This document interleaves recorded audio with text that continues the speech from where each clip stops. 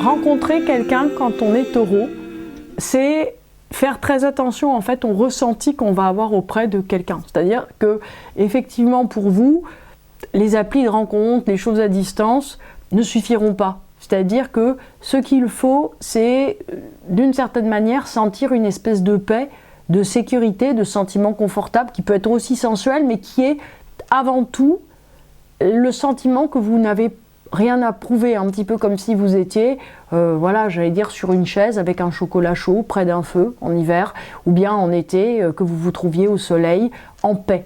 C'est-à-dire que c'est vraiment ce sentiment, j'allais dire, d'absence de nécessité de se battre, qui est absolument important, j'allais dire, à suivre. C'est-à-dire que vous ne devez pas réfléchir, vous ne devez même pas tellement regarder la personne que vous avez en face. C'est-à-dire que ce que vous devriez mettre, par exemple sur une appli de rencontre, c'est « cherche quelqu'un avec lequel ou avec laquelle je me sente bien ».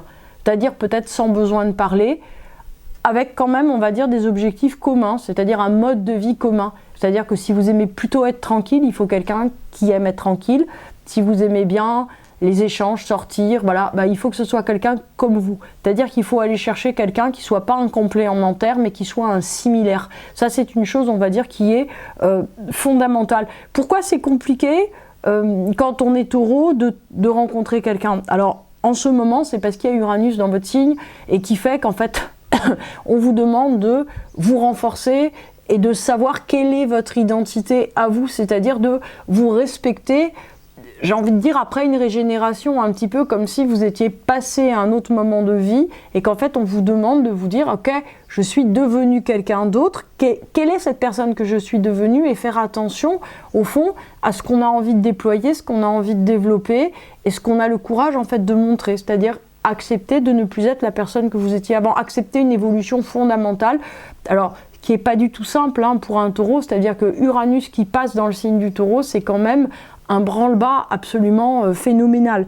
Donc c'est vrai que c'est une période, enfin c'est une période hein, qui dure depuis quelques années déjà, c'est une période qui est compliquée pour les taureaux puisque on vous demande non pas d'être dans une continuité mais d'être dans une nouvelle édification, c'est-à-dire que c'est un peu comme une nouvelle naissance hein, ce qu'on vous demande. Alors, qu'est-ce qui se passe pour 2022? Voici le tirage que j'ai fait. Donc j'ai tiré la carte de la justice, hein, qui est donc la 11e arcane majeure à l'envers.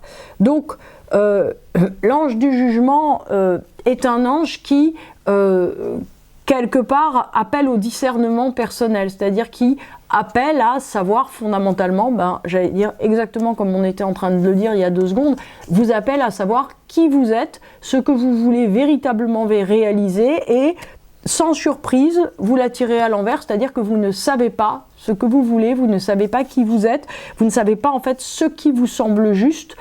Et de ce fait, vous avez tendance en fait à trop vous caler sur l'autre. Et comme vous avez tendance à vous caler sur l'autre, qu'est-ce qui se passe? On se perd de vue. Quand vous vous perdez de vue, vous savez plus qui vous êtes. Donc en fait, vous partez dans une vie, soit qui est la vie d'avant qui vous convenait, soit qui est une vie qui n'a rien à voir avec vous, puisque c'est la vie de la personne, quelque part, que vous souhaitez rejoindre ou atteindre, parce que peut-être vous avez peur d'être tout seul.